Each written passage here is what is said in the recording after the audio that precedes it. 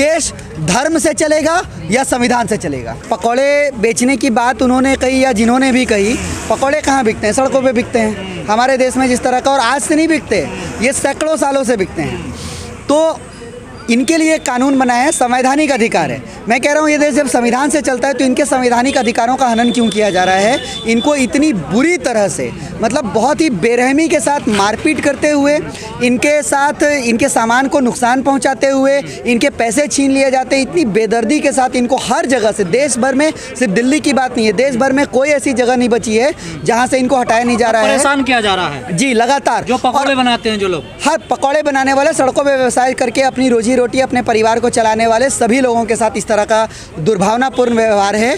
हमेशा इनको कहा जाता है कि अतिक्रमणकारी हैं, लेकिन असल में सुप्रीम कोर्ट ने 9 सितंबर 2013 को, हाई कोर्ट ने, Delhi high court, other states के दूसरे हाई कोर्ट्स ने, और भारत सरकार के चिट्ठियों में दिल्ली सरकार ने यह हमेशा क्लियर करके दिया कि स्ट्रीट वेंडर 2014 का कानून आने के बाद से कहीं से भी अतिक्रमणकारी नहीं है।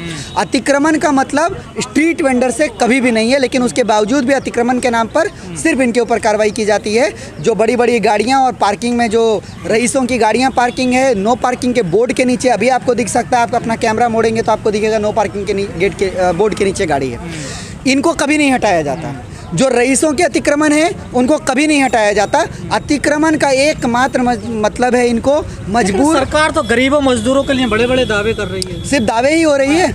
हम तो लगातार अभी 12 केस हम दिल्ली हाई कोर्ट में लड़ रहे हैं, 3 केस हम सुप्रीम कोर्ट में लड़ रहे हैं। जी जी जी। और केसेस का ऐसा ये है कि हर एक छोटी बात के लिए थानों में हमारा एप्लीकेशन नहीं लिया जाता। म्यूनसिपल कॉरपोरेशन, जो सर्टिफिकेट म्यूनसिपल कॉरपोरेशन ने कानून की पूरी प्रक्रिया का पूरा करने के बाद जो सर्टिफिकेट डिस्ट्रीब्यूट किया है 8 साल की लड़ाई के बाद, वो सर्टिफिकेट को उसी म्यूनसिपल कॉरपोरेशन के कर्मचारी मानने से इनकार कर देते हैं। पुलिस उसको उठा के फेंक देती है। हम जब कानून दिखाते हैं उनसे कि आपने नोटिस नहीं किया, आप कैसे हटा रहे, तो कानून हमसे हाथ से छीन करके कानून की कॉपी फेंक दी जाती है। कहा जाता है जो बिगाड़ना है बिगाड़ दो। गरीब हितैषी नहीं है सरकार, ये कहीं से नहीं है, किसी भी एंगल से कहीं से भी हमको नहीं दिख रहा है कि किसी सरकार ने इनके लिए कोई इस तरह का, जो इनका एकमात्र बेसिक नीड है कि इनको अपना, ये किसी से भीख नहीं मांग रहे। प्रधानमंत्री जी खुद कहते हैं मैं तो फकीर आदमी हूँ, गरीब माँ का बेटा हूँ मैं, तो गरीबों के लिए तो सबसे ज़्यादा सोचते हैं वो। ये ऐसा कहने वाले अगर गरीबों का थोड़ा दुख दर्द समझ लेते तो आज हमको ये सब नहीं करना पड़ता। मैं एक आपको 10,000 से लेकर 50,000 रुपये आपको काम करने के लिए लोन दिया जा रहा है एमसीडी द्वारा। हाँ, लेकिन वही एमसीडी लोन तो दे रही है। लोन देने के टाइम पे एमसीडी इतनी बड़ी धांधली करी, हमने उसके खिलाफ भी अभी हाईकोर्ट में केस लगाया है। लोन देने के टाइम पे जो वेंडर किसी एक जगह पे फिक्स दुकान लगा करके दुकानदारी करता है, उसको साजिश के तौर पर उसको मोबाइल वेंडर का पेपर बना दे रही है।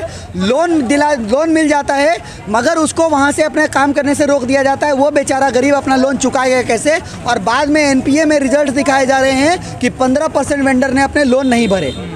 तो अगर आप उनको लोन दे रहे हैं, उनका रोजी रोटी आप छीन ले रहे हैं, उनका माल पकड़ ले रहे हैं। रोजी रोटी के लिए तो चीते ला रहे हैं मोदी जी, कह रहे रोजगार मिलेगा। देखिए चीतों से, हाँ, पता नहीं, ये मैकेनिज्म तो बहुत ऊपर लेवल की बात होगी। मैं छोटा गरीब आदमी हूँ, मुझे ये समझ नहीं आया। जब कोई समझाएगा तो समझ पाएगा। मुझे तो ये समझ में आता है कि हमारा असंगठित क्षेत्र का ये जो सबसे बड़ा बाजार है, टूरिस्ट आएंगे यहाँ पर, आप देखिए जो टूरिस्ट और जो आम जनता हर रोज सड़क पे निकल रही है।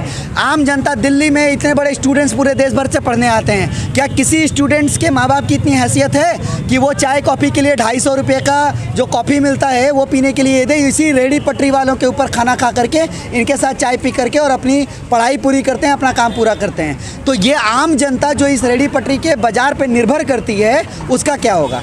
टूरिस्ट की फिक्र ज़्यादा है, अपने देश की जनता की फिक्र ज़्यादा होनी चाहिए। टूरिस्ट आएंगे तो रोजगार होगा, दुकानें लगेंगी, सामान बिल्कुल, और उन्हीं दुकानों को आप उखाड़ देंगे।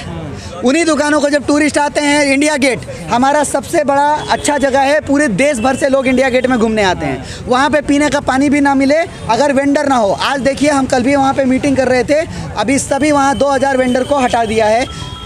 सेंट्रल विस्टा तो बन गया, लेकिन वहाँ पे वेंडर को जगह नहीं दी जा रही है, जबकि 2.5% स्पेस रिजर्व्ड है ये वेंडर के लिए, उनको नहीं दी जा रही।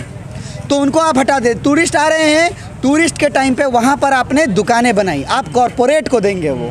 हमारा गरीब आदमी वहाँ पे नहीं चलना चाहिए। और गरीब आदमी सिर्फ इनकी रोजी रोटी की बात नहीं है, ये अपना रोजगार तो पैदा कर ही रहा है, अपना काम तो कर ही रहा है, ये लाखों रोजगार और पैदा करता है ये स्ट्रीट वेंडर। अगर ये नहीं होगा तो वो लाखों रोजगार भी खत्म हो जाएंगे, तो उनको नहीं सोचेंगे ये आपको नहीं लगता सरकार रोजगार पे कम ध्यान दे रही है, इधर उधर के मुद्दों पे ज़्यादा ध्यान दे रही है? 110% लगता क्या है, मैं तो यही बात कहता रहता हूँ कि हमारे देश की जनता को, आम आदमी को दूसरे बिना मतलब के अनर्गल मुद्दों में फंसा रखा है। कहीं पे धर्म के नाम पर, कहीं पे जाति के नाम पर, कहीं मंदिर और मस्जिद के नाम पर। लेकिन मेरा ये कहना है, वो हम हिंदू धर्म में भी कहते हैं ना, भूखे पेट भजन होए ना गोपाला, ऐसा कुछ तो एक कहावत है।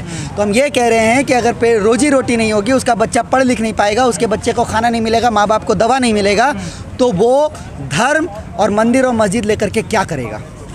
धर्म की चर्चाएं हो रही हैं, आखिर ऐसे क्यों है? रोजगार पे चर्चाएं क्यों नहीं होती? ये एक आप कहते हैं ना उसको, एक भ्रमित करने वाला सिस्टम।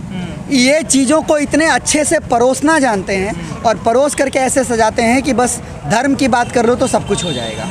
लेकिन ना रोजगार पे बात होगी, ना बेसिक नीड। हमारे देश में शिक्षा का स्तर, उसका जीडीपी में सबसे कम परसेंटेज शिक्षा के ऊपर जाता है। तो इन चीज़ों के ऊपर कभी कोई ना बात होनी चाहिए। और इसलिए ये धर्म इतना किया जाता है कि लोगों को ज़रा भी इधर उधर देखने का मौका ना दिया जाए, कि सही जरूरी मुद्दों के ऊपर बात हो सके। इसीलिए धर्म में उलझा के रखा, बिल्कुल हर हाल में इसमें उलझा कर रखा है। हम जैसे कुछ लोग जो इनसे उलझना, मैं हिंदू धर्म में हूँ, मैं पूजा भी करता हूँ, लेकिन मैं धर्म के ऊपर मैं एक ही सवाल पूछना चाहता हूँ आपके माध्यम से देश की पूरी जनता से, देश धर्म से चलेगा या संविधान से चलेगा?